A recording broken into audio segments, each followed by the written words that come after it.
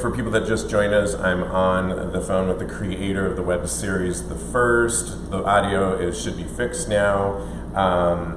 What I wanted to know, because one of the things that I really was struck by that I thought was great is you cast two people that it's like a multiracial couple, and I feel like now more than ever with Black Lives Matter and everything going on, was that a conscious decision that you wanted to cast a black character and a white character?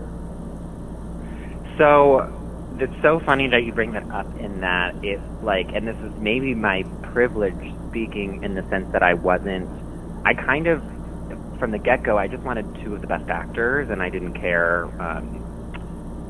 what race or ethnicity they were. I just, one of the cons going into this was we had zero budget, and so to me the special effect, or the thing that would make the series good, was I wanted great actors, and the special effect would be their chemistry. And so to me it was the most important to just get two actors that I thought were stellar and had that, and then I found those two actors. And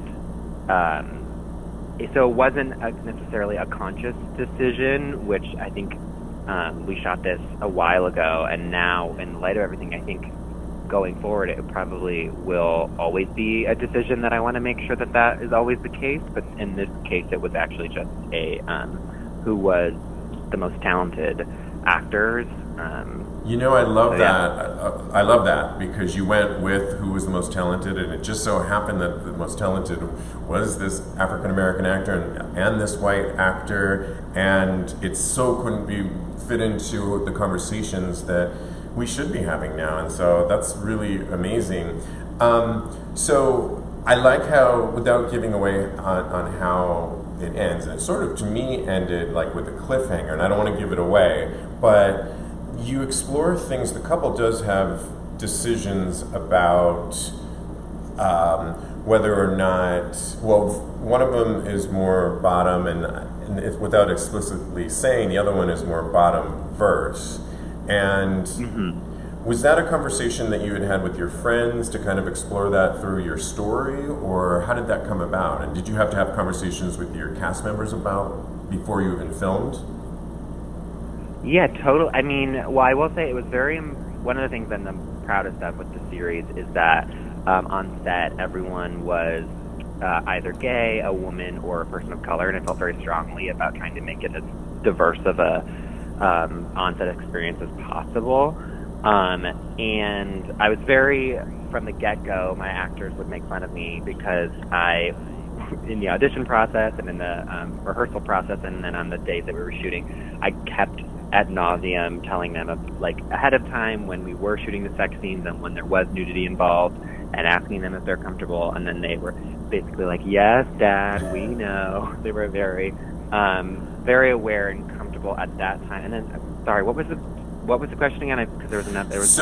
And then the whole conversation about bottoms and tops and realizing, the compatible. I guess I'm asking about. Did you have a lot of conversations with them about compatibility and how that can play into whether or not a relationship works or doesn't work? It definitely, with the actors, and I would say more so when I was writing it. When I was talking to the actors about it, it was trying to get in the headspace of that, but they kind of inherently knew that, just as people who are a part of the community. Right. So I didn't feel like I had to go into too much detail. I think they all either had experience or knew someone who had that, and then it was a conscious decision in the sense that I was very curious of exploring. I think there are a million trillion great things about being gay, and I feel very lucky to be a gay man, but I think that there are some cons involved, which is sometimes it can be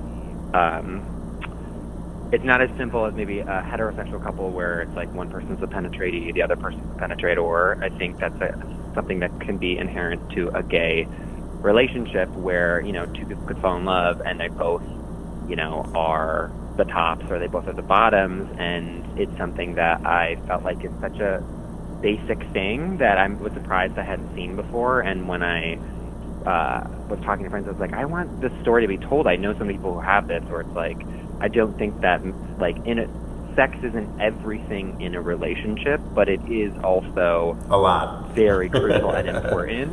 Yeah, and it's like, it's something that you can't ignore. Yeah. And I think that it really is something that's super, super important to talk about. So I kind of wanted to just like pose a question kind of to that.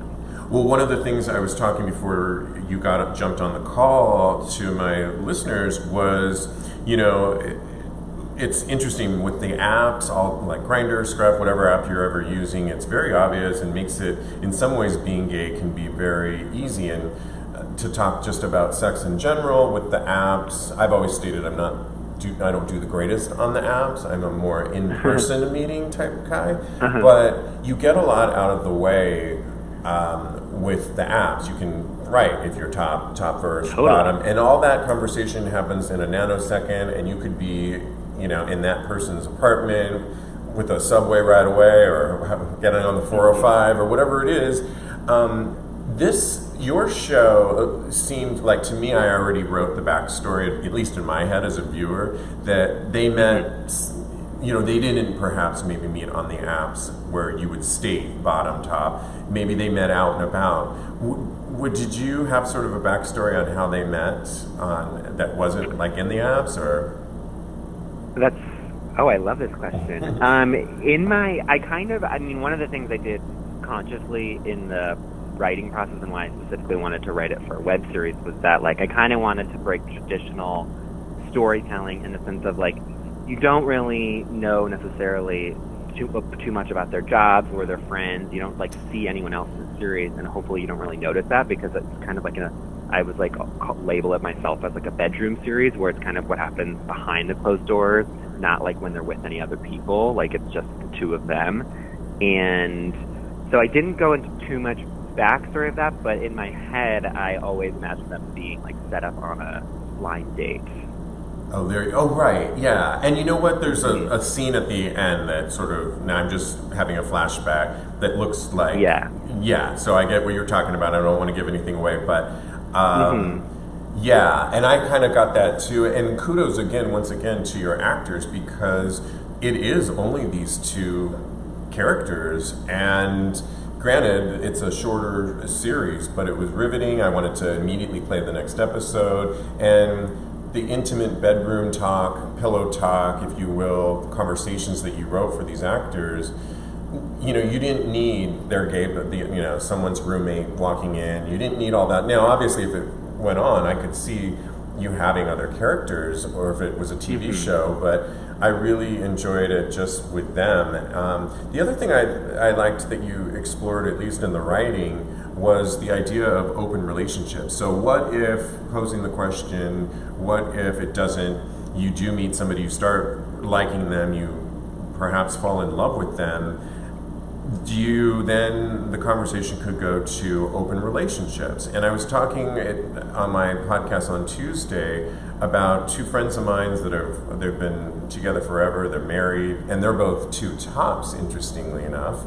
And I think they've made it work because they're so in love, and I don't know the details of their sex life totally, but I do know that they play around when they want to with a third, and when they do, they look for a bottom. So how did that conversation come about in the writing, or how did you explore that? Was that... I don't know if this is a universal gay thing today, or if it's an LA thing. And being here is that I do think it's like fairly common that I just feel like more and more people, almost like everyone I know now, is like in some sort of open relationship, or even if they're like closed, they've opened it up for a time. In something that I felt like as the years went on of me being here in LA, like it became, at first it was maybe more of like a one-off thing to now it's like, it's almost like more rare to find someone who wants to be monogamous. Right. So I, like, for their whole life or something. And so then that was just something that I felt was like the natural progression of these two people who love each other so much and are having some difficulties but don't want to necessarily break up as a result of it. They're going to try to figure out a different compromise or solution before figuring out, like, before anything else drastic were to happen. And I just, so I think it just came from that and from the current dating scene. Yeah, absolutely. That seems to everybody. If we were talking about this maybe even 10 years ago, certainly 20, that conversation of open relationships probably would have been like, ooh, what are you talking about? And now it's kind of part of our landscape of communication, and not even, so many of my straight friends, are open to it. Yeah. Particularly millennials. It feels like also like on like first dates, I've had experiences with myself in the past and also as friends where it's like pretty common, like literally from the get-go, people say like, I don't want to be monogamous, or I'm interested in that. Like, where I don't know, I mean, I don't know, but it feels like 10 years ago, 15, 20 years ago, maybe that wasn't something that was so common that would be like stated on like the very first date. Correct, and yeah, I would agree on that. Well, okay, it does beg the question, and I was reading some of the comments after watching it on YouTube, and I put the link on Tagspodcast.com where you can watch this show. But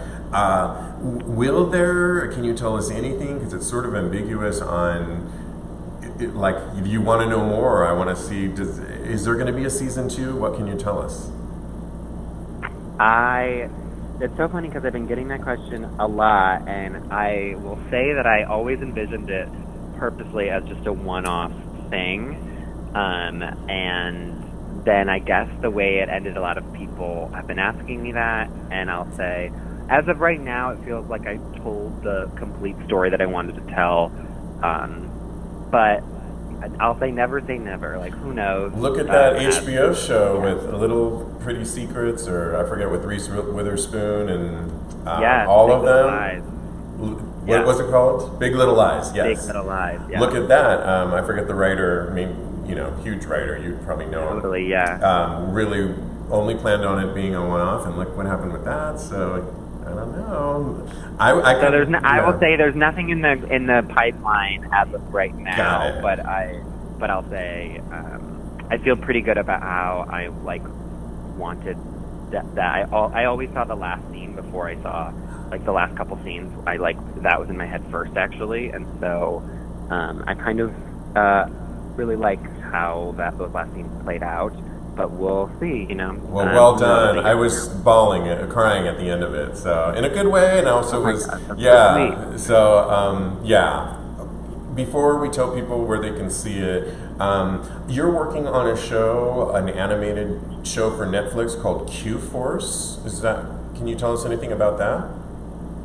I can tell you that I'm working on it, but then it's one of those things where it's like, I feel weird in the sense of, like, I feel like it's my boss's, Netflix's, decision to, talk about it and all that stuff, because it really hasn't been, it's been announced that it's coming, but nothing else, and I don't want to get my boss upset, and I feel like he's really cool and funny and awesome, and he'll eventually, at a certain point, publicly talk about it, and then I'll follow suit. But are you writing on it? All I can say is that I can say that I wrote on it and that it's coming sometime next year. Well, and I can say I read that it's, and we can just, I can say this, but you can, you don't have to say that it's an animated superhero. Yeah, tell us the premise really quick.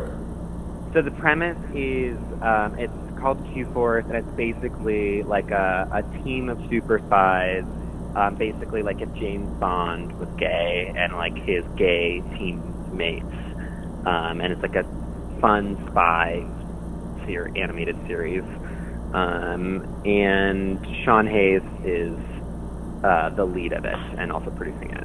Well, I cannot wait, and maybe you can come back when it's out and tell us more when you're allowed to.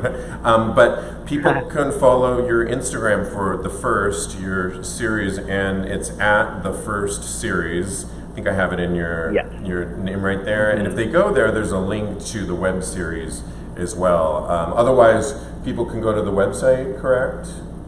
Yeah, so you can find it on Instagram at The First Series, Twitter at The First_Series, or Facebook, The First Web Series.